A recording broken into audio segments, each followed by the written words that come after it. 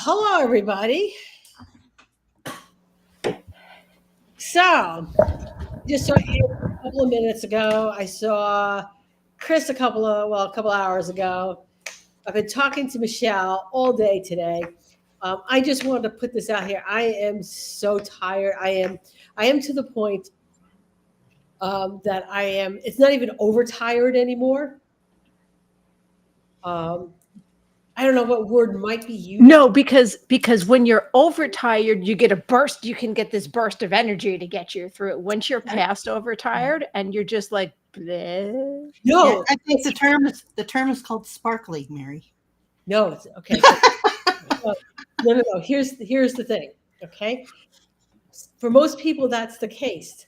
When I'm past overtired, I just want to annoy somebody in my world. Oh, okay. You want me to give you a list? I already have a list. And my philosophy on this is they already don't like me. Oh, that's fair. Okay, so whatever. Okay, that's fair. I'm getting what you're laying down. I'm getting it. Chris looks a little concerned. No, I'm biting my tongue from busting your chops and being like, so you're overtired a lot, huh? Yeah, no. See, this is why I bite my tongue. I like was it, and don't make my list. Okay, that's right. Make my list. But anyway, so we actually have to have a topic. So one of the things too is to make room for me being me this week. I'm moving a lot of stuff over to next week because it's just not getting done. You got to rest your neck sometimes. Sometimes. Mm-hmm. Okay.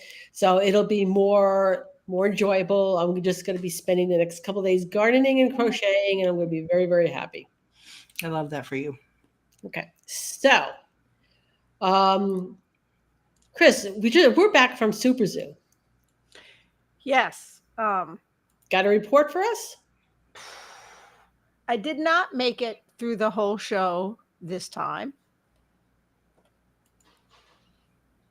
because I was working the Wagga booth, which was fun, but very different because it's like I've worked booths. Clearly, I work with Evolution Shears like all the time, but it's a different booth experience. Like it's a different kind of thing altogether because I'm not selling anything. I'm not trying necessarily to get people to sign up. I want to get information out there and I want to talk to people, but it's so different.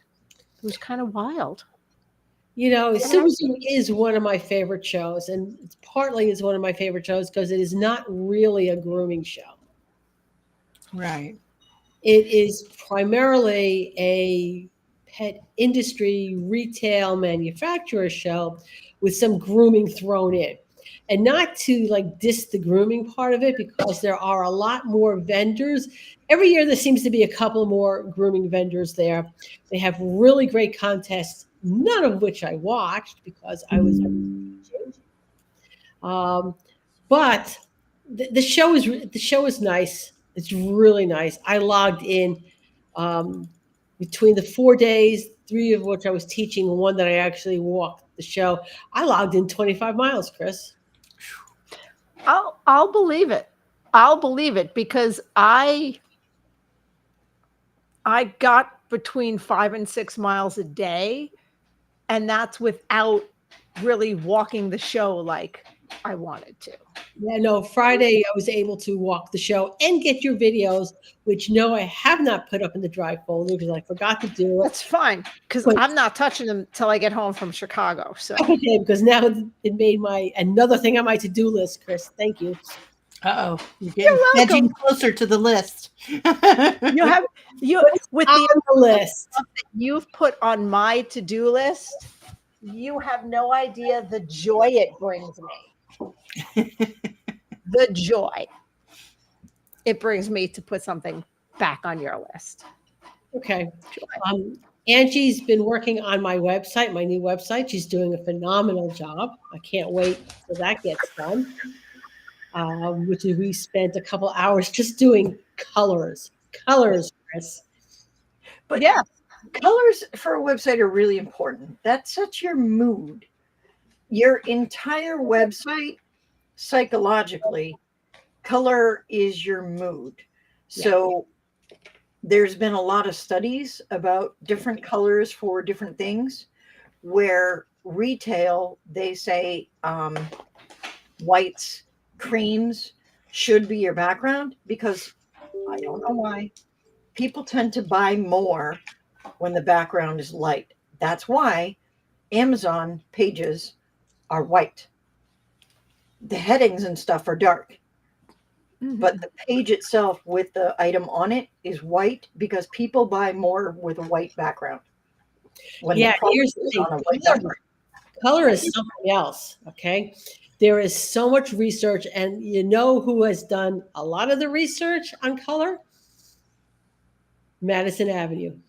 Mm-hmm. Oh, yeah. Advertisers. Oh yeah. Well, why do you think, okay, for example, yellow and red, yellow, hungry colors, supposed to Yes. make you hungry. Yep. Yeah. That's why McDonald's is I was- yellow and red. Yeah. That's why Burger King is Hot Yeah. colors. Yeah. Wendy's, reds. You see that Yeah. in Papa John's, Papa Gino's, McDonald's, Burger King, all of those red. Yeah. KFC, it's hungry color. Hungry. So, and Colors here matter. too, and you could see when they're marketing to women and they're marketing to men, and I'm talking print, I'm not talking commercials. Yeah. Because we know how they do that with men and women. Oh yeah. All right, so print for men, they'll use like browns and dark blues and purples, dark colors. For Mhm. women, they use more pastel colors. So the next time you and someone of the opposite sex is shopping, you can do like a contest. Just go and pick stuff from the store. See which things you're attracted to and what you're buying. I actually saw it at Super Zoo, because I was doing my research and I was being a good shopper, and I for once didn't just knee-jerk impulse buy something. And I'm glad I didn't, but there were 3 versions of an item I was looking for. And 2 of them were $50 more. And one of those 2 was pink. And I saw some differences in the cheaper one, but not enough to make me think it wasn't a pink tax. Yeah. I can't say that it was, but it definitely did not have all of the options. Now, they could have just not explained it to me well, but the one that I wound up buying, that was the $200 one as opposed to the $150 one, wasn't the pink one, but they went over all the features with me, and they went over everything that was there, that it included. And I'm like, that was either it wasn't explained well to me, or that was one hefty pink tax. Mm-hmm. Mm-hmm. That I'm was so glad I don't like pink. right. In the end, it just saves me money.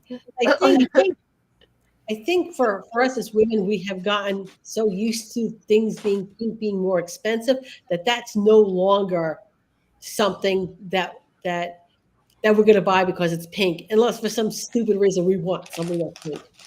Okay, you've just one year for Christmas, one of my clients got me a pink hammer. A pink hammer. Made out of plastic. It didn't even hit nails into the wall. all right. I gotta jump in here. So you've activated nerd Angie. Yeah. All right.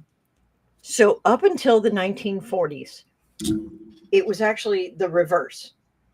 Blues were the female color, pinks were the male color, because Yes. men traditionally wore reds, pinks, things like this, and Because fade to pink, very masculine color pink. Because it was a very strong. Yes, pink was Right. very masculine. It was so little boys were dressed in pink, little girls were dressed in blues. So when you look at pictures and they colorize them from, like, there's a picture of my great grandfather and my great grandmother and standing around with, I think at the time there were 9 of the 18 kids. And the boys were all in pinks and reds, and the girls were all in blues. Back in the 1900s. And yes, in The the early 1900s, Michelle. So, my great grandfather. Uh-huh. It was probably like 1896 to Okay, so 1905, somewhere it's in 2 there. centuries ago. Yeah. Okay. Hey, But even in the but here's the 1940s, she's thing. right. She's absolutely.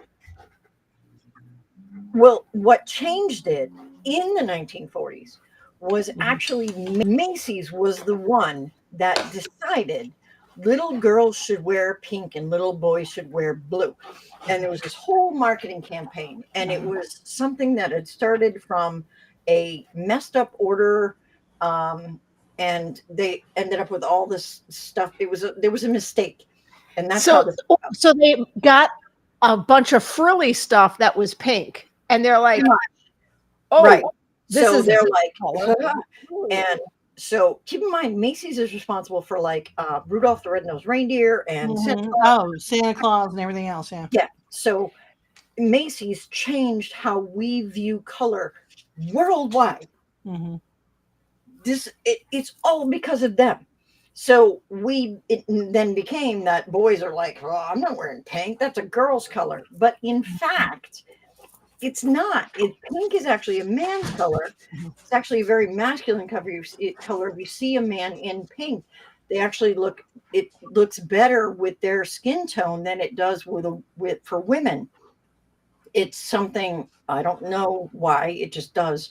And blues look better on women. I'm gonna do a half argue with you on that. It depends on your skin tone. You can, yes, like there are some women who will look good in pink because of their skin tone, but not everyone. Yeah.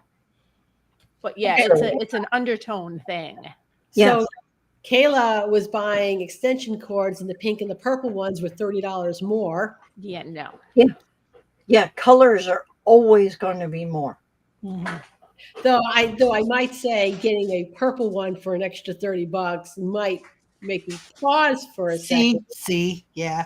But if I need a tool, though, I'm going to go straight to the men's section at Home Depot. Oh yeah. And buy an S-wing hammer. That's my first go-to. I was this close. I needed a drill, and I was this close to buying a pink one because it was the same. Because it was actually cheaper. But then I'm like, well, like for the same price, let me get a more solid, definitive, last me forever tool. If I need to get a second drill just for like putting the scrub brush on purposes, like only for scrubbing purposes, that one might be pink. So we're just proving Madison Avenue's theories and what. Okay, so I'm fine with that. No, here's my theory, and I told this to Abby way back before Evolution Shears was even a thing, and I realized my camera is way out of line, but whatever. They were selling before this was a twinkle in their eye, and they were selling other shears, and I said, and I want the titanium, that rainbow color. And she tried to stop me. She's like, it was $50, $80 more. It was a considerable more. And she's like, it's exactly the same. It's just the color. It doesn't affect anything else. Mm-hmm. And I said, I worked at corporate at the time. I managed a corporate salon at the time. I didn't cry every week. But there was crying in dog grooming. So I said, at the end of a 12-hour Saturday, if that sparkle is going to make me smile, that is money well spent. There you go. So I think sometimes when we're talking about color, right back to all the studies done on how it makes us feel.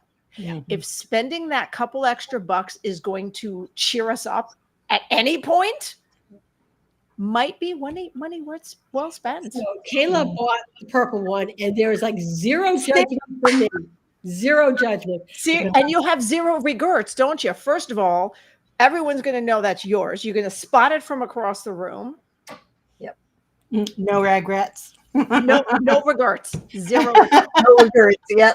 no regrets. I have, and yes, I am capable of pronouncing the word regret. No, there's somebody with a tattoo, and But Regret. it Oh, says it's across it's on the the back. I- No regrets. And Regrets. It's like, ooh. that from a movie that was from a movie, and the guy's and he's like, yeah, that's my philosophy, and the guy's like, really, you don't have any regrets, not even a single R, Right? R or G for whatever letter was missing, not even an R, not one letter. No. Okay. So yes, zero regrets, Yeah. Okay, except so maybe a 30-second regret every time I grab a spitty toy. Yeah. And then you're like, why? so Chris, did your cats like the fish you brought home? You know what? They seem to be ignoring it at the moment. Because that was a pretty expensive fish. That was an expensive fish that I got for wholesale. It was a catnip stuffed toy, but it was shaped and was printed like a koi, and it was like this big. That's pretty. So it was like I got it for wholesale $10. Normally it's like $20. Sometimes I So- do buy toys just because they're so pretty. I want them to lay on my floor.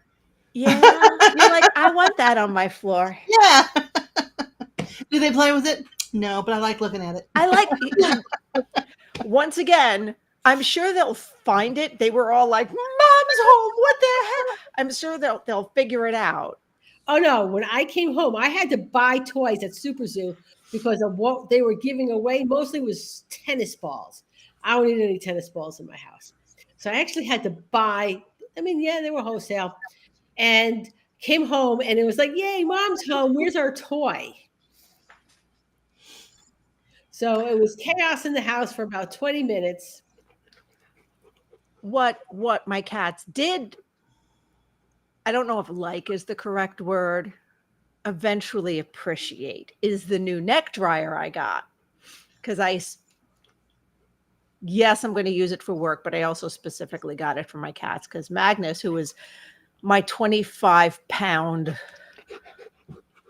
Norwegian forest cat, who is a biggin, he needs regular grooming. He's had a hip injury. He doesn't particularly like certain things. And when I say he doesn't like it, I can still groom him without trimming his nails. He's not like going at me or anything. He just would prefer I stop. And at a certain point, he will get tired of things and get swatty. So I went slower with the neck dryer, and I used a licky mat with that churro, those cat treats in the tube, which apparently is kitty crack.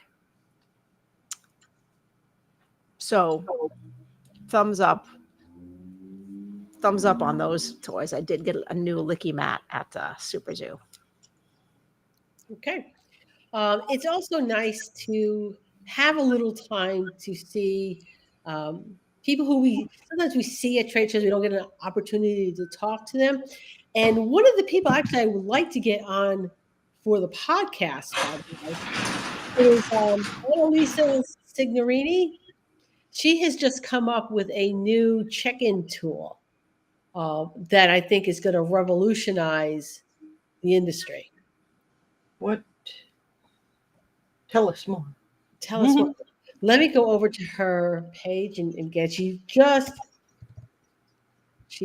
launched it.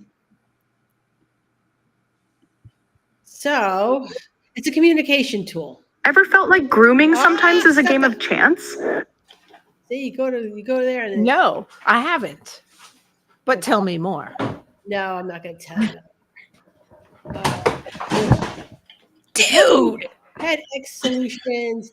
She's calling it a check-in assistant.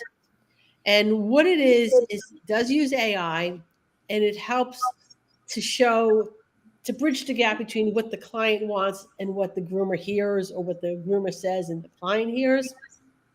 So I do encourage you just to go to her page and check out the product. Can you put her link so we can see her link? Let me find her link. That sounds intriguing. I think it is very intriguing. There we go.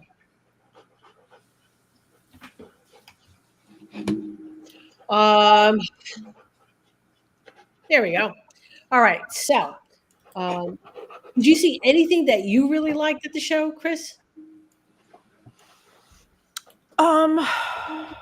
Actually, yeah. Well, besides that neck drop. Dude. Sorry. Alaric is being a menace at the moment. Besides that Gerpet neck dryer, not to spoil the traveling groomers fun on which one I eventually chose, I saw some interesting brushes, and they were there not to sell anything. They were there to I think they more did private labeling. So they had a couple really interesting brushes that I got their catalog for, because they had pin brushes with bigger holes in the back, so for venting, so you could, for like stretch drying. And they had a slicker brush that had an interesting handle,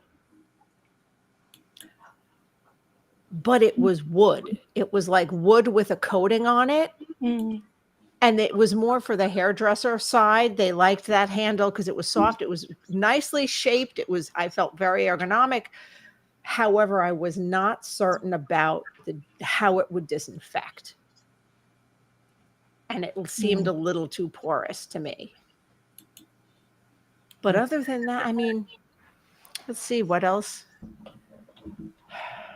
What else fascinating did I see? Huge cat trees for like Maine Coon size cats. And it always seems to be like a theme there. So like 2 years ago, it was everything CBD for pets.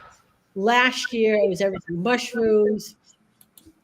And this year, there were a lot of vendors with freeze-dried treats. Yeah. There was still a fair amount of CBD.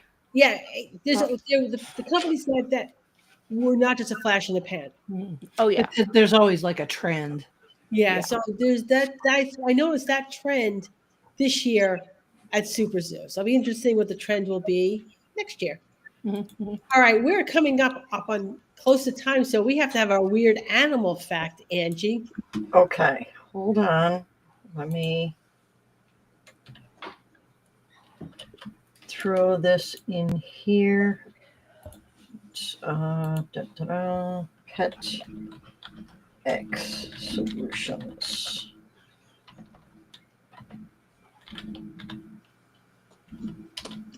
Okay. All right. Weird animal fact. Ooh, Michelle, you're gonna like this one.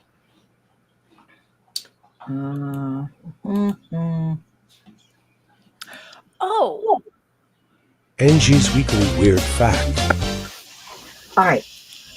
The gelada monkey or gelada baboon, depending upon your preference. Technically monkeys. Often called bleeding heart monkeys because they possess a distinct hourglass-shaped chest patch that turns red during mating season. And I mean like red. And so they have a very complex social structure with strong female bonds. See how red? Oh, That's wow. It's like that all the time, but it's red during mating season. So she's like, see, now this is a male. Look at those teeth. Look at those teeth. Holy cow. Here's the crazy thing. They're not carnivores. They eat grass and roots. They eat grass and roots and bulbs, and their teeth are made to eat, actually grind up the grasses and the bulbs and things like that. They're beautiful. They're from Ethiopia. And so they like pick in the grass. You can see them picking and they're not like eating bugs. They're actually eating the grass and the bulbs. So their diet shifts with the seasons. Grasses and herbs in the wet season because they're more nutritious. Roots and bulbs in the dry season because they've absorbed all the water during the wet season. And now it's all in the root or the bulb. Hi, Ashley.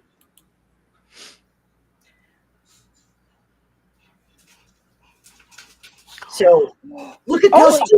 Did you see that? Is that not the craziest thing you've ever seen? Like, holy cow. I'm gonna need, dude. I'm gonna need that as a little video bite on my phone the next time someone bugs me about being vegan or vegetarian and points to our little baby sharp teeth and go, look, we're carnivores. And I'm gonna be like, herbivore. Okay, so I'll get to that in a second. Okay, so they live in one male units, which often consist of a dominant male, several females, and their offspring. So the males are larger, hairier, bigger, thicker, more muscular. Females are known to run the show, and they're like, yeah, Fred, you gotta go. We need a new Fred. We need a new Fred. So Bob, you're the boss now. See you, Fred. And they literally throw him out. Here's the crazy thing. The reason they have those teeth is it's a protection thing. So while they will kill other animals and do violent things, just like they don't eat them. they don't eat them. They just like rip out significant portions of their Angie's Weekly Weird Fact. They rip like it out, smooth spit it out. Their faces are.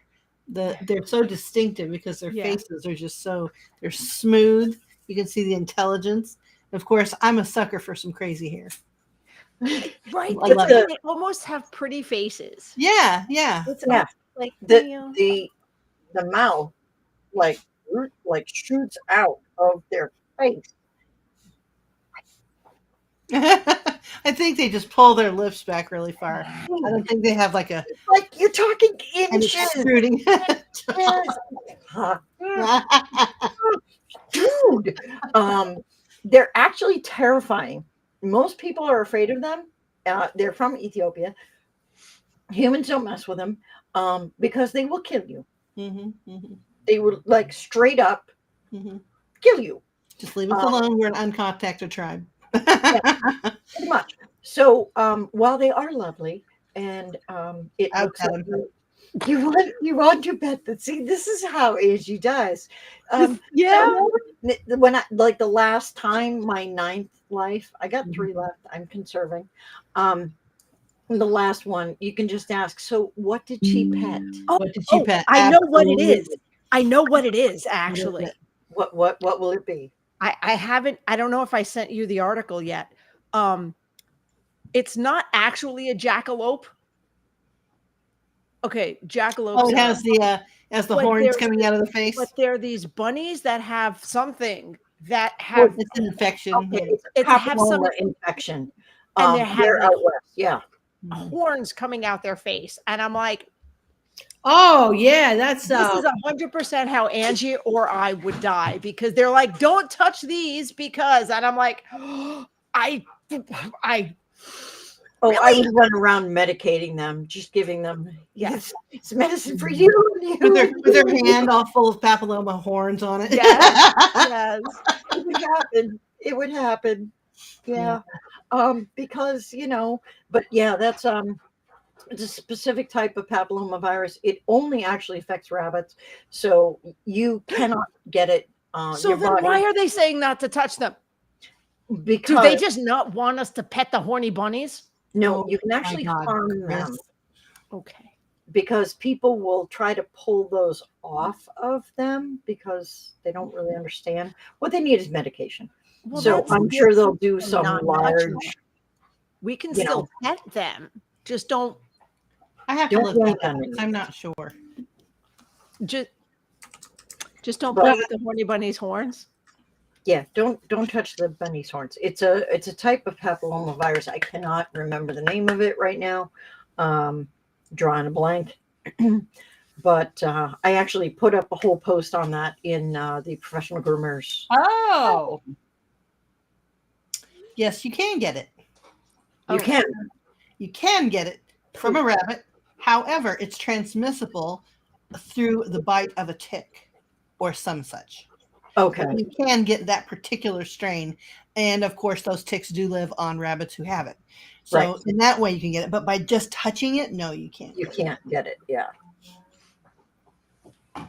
So yeah, that would be an injected, where it would be injected rather than a contact, because the tick will. Okay. But ticks are awful. Why do we have ticks? To feed the things that eat ticks that we need. Possum food. Better. Yeah, possums, chickens. Okay. Ticks are. But I mean, I'm sure they would find something else to eat if ticks weren't a thing.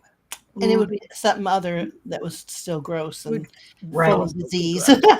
I'm like, That's how it works. Yeah. That's how we're made. Blah. Really. Yeah. Blah, I say. Blah. Agreed. Mhm.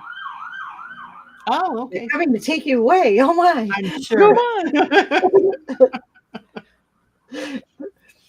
All right. So yes, so that is the monkey. That was a special request. Michelle's like, you have to do this. They're So- interesting animals, and it's just something you don't see in the mainstream. I ended up working on that weird fact for like 4 hours. I did way too much deep dive on those monkeys. I'm disgusted, man. Hours of video. No, I'm going to say there is no such thing as too much information On an animal that you might want to pet. on an animal that you might want to pet one day. That would rip my throat out. Yeah. I'm good with that. I'm good with What it. is going on in my neighborhood? Good God. There should be a petting zoo or petting park. When you're ready to die, you can just pick your animal of choice and go pet it. That would be awesome. I'd choose hippo. Oh, she cut out. We'll never know. Damn What did you choose? What did you cut out? What did you choose? Hippo. Hippo. Yeah, that's fair. An adult one or a baby one? That's tough. So, Angie, See, the adult one would be quicker because they just go swoosh, and I'd be like, "Oh no!"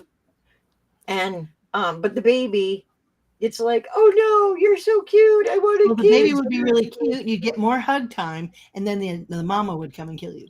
oh Yeah, my God, because baby that. hippos are the cutest things ever. Yep. Yeah. I've Oh, thought wait. about it. So Angie, I know it's way too early in the season, but what you're telling us is you want a hippopotamus for Christmas. Oh no. Only hippopotamus will do. Mary, on that Oh, note. I used to annoy Angie every year because I have a Christmas playlist, and I would play that, and it's like it's on there 2 or 3 times, And she's just like, Oh no, wait. It's no worse than Dominic the Donkey. Actually, Dominic the Donkey is far worse. It is far worse. It is I no. actually have a hippo that plays that song. See, with I Want a Hippopotamus for Christmas, you can do the different versions. There's legit reasons to have it on there twice because you've got the original version, you've got Leanne Rimes. I'm sure you've got several other people. I'm a purist. I actually just prefer the original. Okay. That's my go-to. Okay. And the hippo that sings I Want a Hippopotamus for Christmas is the original version. And yes, I put it out every Christmas. And yes, I love that song. Mary is like trying desperately to log off and stop talking about Christmas songs in August. And Ashley, to answer your question, you'll never get me to admit it on a live stream. That's just foolishness. Okay. So on that note, everybody, we will see you.